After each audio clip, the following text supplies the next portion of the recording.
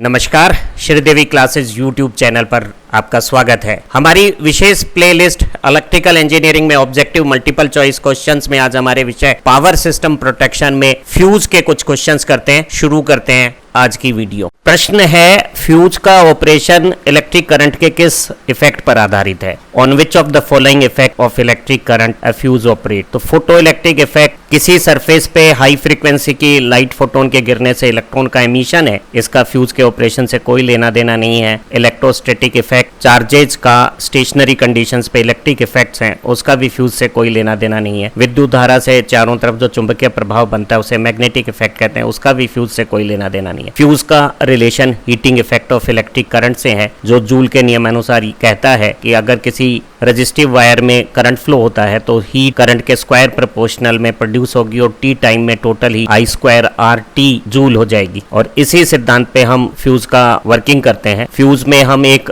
कम melting point वाले लेकिन अच्छी कंडक्टिविटी वाले वायर का इस्तेमाल करते हैं। जैसे नॉर्मल रेटिंग करंट पे जब उसमें से रेटेड करंट फ्लो होता है तो गर्म नहीं होना चाहिए और वो इंटैक्ट इलेक्ट्रिक करंट को बिना गर्म हुए वहन करना चाहिए। लेकिन अगर निर्धारित करंट से ज्यादा करंट आ जाता है और वो फ्यूजिंग करंट के लेवल पे आ जाता है तो इस तार का टेम्परेचर मेल्टिंग पॉइंट से ज्यादा होने पे ये तार मेल्ट हो जाएगा। हम कहते हैं फ्यूज ऑपरेट हो गया और वो ओवर करंट की कंडीशंस में जो शॉर्ट सर्किट से अगर है तो तत्काल बिना किसी रिले सेंसिंग के ऑपरेशन के सर्किट को ब्रेक करके ट्रिप कर देगा। तो फ्यूज एक सेल्फ कंटेंट प्रोटेक्शन सिस्टम्स है। सवाल है फ्यूज की रेटिंग किस टर्म्स में एक्सप्रेस होती है? तो फ्यूज की रेटिंग को हम करंट के रूप में एक्सप्रेस करते हैं और दो करंट मैग्नीट्यूड फ्यूज के लिए मीनिंगफुल है। एक फ्यूज की रेटिंग करंट वो मैक्सिमम करंट है जिसे कैरी करते समय फ्यूज गर्म नहीं होना चाहिए और वो फ्यूज उस करंट को इनफाइनाइट टाइम तक कैरी करना चाहिए। किसी सर्किट में जो मैक्सिमम पॉसिबल करंट है उसके बराबर हम फ्यूज की रेटिंग लेते हैं। एक दूसरा करंट फ्यूज के लिए फ्यूजिंग करंट है और फ्यूजिंग करंट और फ्यूज की रेटिंग के रेशो को फ्यूजिंग फैक्टर कहते हैं। जरा समझते हैं किस तरह के प्रश्न होते हैं फ्यूजिंग फैक्टर पे। पूछा है फ्यूजिंग फैक्टर कैसा होना चाहिए, तो जरा पहले समझ लेते हैं कि फ्यूजिंग फैक्टर रेशो है उस मिनिमम करंट का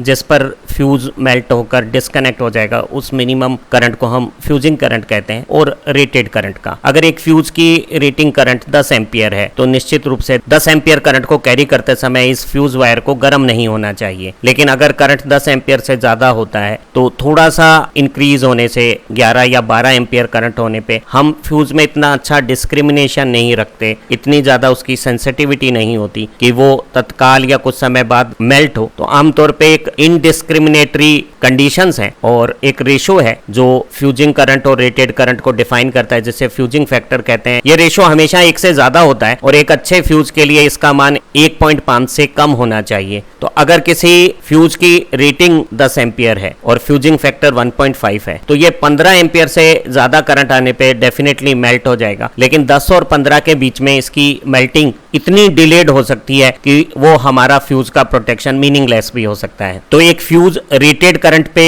बिना गर्म हुए लगातार करंट को कैरी करता है और फ्यूजिंग करंट उससे 1 से 1.5 गुना ज्यादा वो मिनिमम करंट लेवल है जिसपे कुछ समय लेने के बाद ये मेल्ट हो जाता है। अगर हमारा करंट फ्यूजिंग करंट से काफी ज्यादा होगा तो फ्यूज एक इनवर्स कैरेक्टरिस्टिक फॉलो करेगा और ज्यादा करंट पे कम समय पे मेल्ट हो जाएगा। शॉर्ट सर्किट की कंडीशंस पे जो करंट है वो रेटेड करंट से सैकड़ों हजारों गुना ज्यादा होते हैं और ऐसी स्थिति में फ्यूज इंस्टेंट मेल्ट होकर प्रोटेक्शन प्रोवाइड कर देता है। अगला प्रश्न है फ्यूज वायर की क्या प्रॉपर्टीज होनी चाहिए? तो फ्यूज वायर का मेल्टिंग पॉइंट कम होना चाहिए, साथ ही उसकी कंडक्टिविटी भी अच्छी होनी चाहिए। उसका जो स्पेसिफिक रेजिस्टेंस या रेजिस्टिविटी है वो भी कम होनी चाहिए ताकि उसका जो क्रॉस सेक्शन एरिया है करंट कैरी करने के लिए वो हमें ज्यादा ना लेना पड़े, ताकि गर्म होते समय हमें ज्यादा मास को गर्म नहीं करना पड़े और वो कम समय में ही मेल्ट होकर फ्यूजिंग एक्शन को कर दे। तो एक फ्यूज के लिए हम लो मेल्टिंग पॉइंट और लो स्पेसिफिक रेजिस्टेंस के मटेरियल लेते हैं। आमतौर पे हम लेड और टिन का जो एलॉय है फ्यूज मटेरियल वो कम करंट की कैपेसिटीज पे यूज करते हैं। ज्यादा करंट की कंडीशंस पे हम कॉपर पे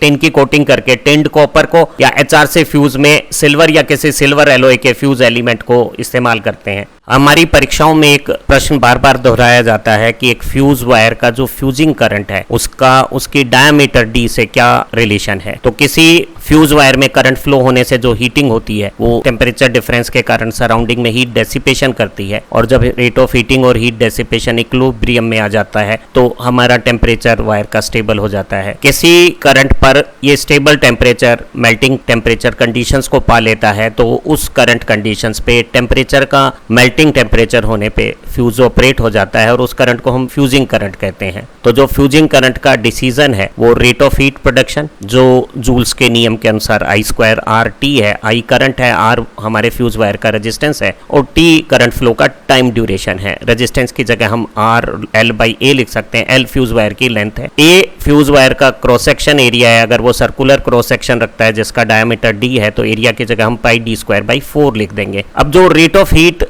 प्रोडक्शन है उसके बराबर ही हीट डेसिपेशन होगा। तो हीट डेसिपेशन वायर की सरफेस एरिया वैल्यूज जो 2 पाई डी बाई 2 के अनुसार होगा और कंडक्टर और सराउंडिंग एटमॉस्फेयर में टेम्परेचर डिफरेंस डेल्टा थीटा के अनुसार होगा। आप देखेंगे कि एल हीटिंग और हीट डेसिपेशन में समान रूप से आता है, कट जाएगा, टाइम भी दोनों में समान रूप से आता है। तो हमारी फ्यूज की रेटिंग डिसीजन में लेंथ या टाइम का कोई कंसर्न नहीं रहेगा और किसी एक टेम्परेचर डिफरेंस पे जब वायर मेल्ट होगा तो करंट टेम्परेचर डिफरेंस के हिसाब से फ्यूजिंग करंट कहलाएगा। तो फ्यूजिंग करंट का रिलेशन फ्यूज करने वाली कंडीशंस बनाने के लिए इस प्रकार है। यहाँ डी स्क्वायर को अगर हम इस तरफ ले जाएं तो करंट का स्क्वायर डी क्यूब के प्रोपोर्शनल हो जाएगा या फ्यूजिंग करंट डी की पावर 3/2 के प्रोपोर्शनल हो जाएगा। अर्थात अगर हम किसी फ्यूज वायर का डायमीटर दुगना कर देंगे तो फ्यूजिंग करंट 2√2 टाइम्स हो जाएगा, दुगने की बजाय 2√2 टाइम्स हो जाएगा, क्योंकि फ्यूजिंग करंट का स्क्वायर वायर डायमीटर के क्यूब के प्रोपोर्शनल है। प्रश्न है कि एक मल्टी स्ट्रैंड वायर के जो बहुत सारे स्ट्रैंड्स हैं उन्हें आपस में ट्विस्ट कर दें तो फ्यूजिंग करंट पे क्या असर होगा। तो अगर हमारे स्ट्रैंड्स अलग अलग हैं तो उनका हीट डेसिपेटिंग सरफेस पूरा मिलेगा और किसी करंट पे उनका टेम्परेचर राइज कम होगा। लेकिन अगर उन्हें आपस में ट्विस्ट कर देंगे तो उनका हीट डेसिपेटिंग सरफेस कम होने से कूलिंग कम होगी तो टेम्परेचर राइज ज़्यादा होगा, तो वो कम करंट पे ही मेल्ट हो जाएंगे, तो हमारा फ्यूजिंग करंट डिक्रीज हो जाएगा। मैकेनिकली तो ऐसा लगेगा कि ट्विस्ट करने से वायर में स्ट्रेंथ आ गई है, लेकिन थर्मली वो कमजोर हो गए हैं, अब वो हीट डेसिपेशन उतना अच्छा नहीं कर पाएंगे तो वो कम टेम्परेचर पे ही मेल्ट हो जाएंगे, तो जो फ्यूज का फ्यूजिंग करंट है वो कम हो जाएगा। एचआरसी फ्यूज के बारे में प्रश्न पूछा गया तो HRC stands for high rupturing capacity. यहाँ रप्चरिंग फ्यूज का मेल्ट होते समय, टूटने के समय जो करंट को कंट्रोल करने वाली बात है उस कैपेसिटी को हम रप्चरिंग कैपेसिटी कहते हैं, और अगर किसी फ्यूज की वो ज्यादा हो तो उसे एचआरसी फ्यूज कहते हैं। तो एचआरसी फ्यूज की रप्चरिंग कैपेसिटी ज्यादा होती है। आमतौर पे इन्हें हम सिल्वर या सिल्वर एलॉय के बनाते हैं और ये अच्छी कंडक्टिविटी के मटेरियल का हमें क्रॉस सेक्शन ज्यादा नहीं लेना होता, और जब फ्यूजिंग कंडीशंस आती हैं और ये मेल्ट होता है तो टूटते समय यहाँ स्पार्क होता है, उस स्पार्क को इसके चारों तरफ जो क्वार्ट्ज का हमने पाउडर लगाया हुआ है वो अब्जॉर्ब कर लेता है और क्वार्ट्ज मेटल की वेपर और आर्क की हीट के साथ इस तरह का कंपाउंड बना लेता है कि वो नॉन कंडक्टिव होता है। तो हमारे दोनों टर्मिनल के बीच में एक इलेक्ट्रिक इंसुलेशन जनरेट हो जाता है और सर्किट इंटरप्ट और क्विंच हो जाता है। हम सारे लो वोल्टेज के हाई करंट कैपेसिटी के जो फ्यूज हैं वो एचआरसी नेचर के बनाते हैं, और एचआरसी फ्यूज को हम ऊपर में 33 केवी तक की वोल्टेज पे इस्तेमाल कर सकते हैं। 33 केवी से ऊपर की वोल्टेज पे हम फ्यूज का इस्तेमाल नहीं कर पाते। इस वीडियो की मदद से फ्यूज किस तरह से पावर सिस्टम में प्रोटेक्शन प्रोवाइड करता है वो समझ में आ गया है। हमारी इसी श्रृंखला की दूसरी वीडियो से आपका विषय मजबूत होगा, आप परीक्षाओं में अच्छे अंक पाएंगे। आप अच्छा पढ़ें, तरक्की करें। Have nice time. Thank you very much.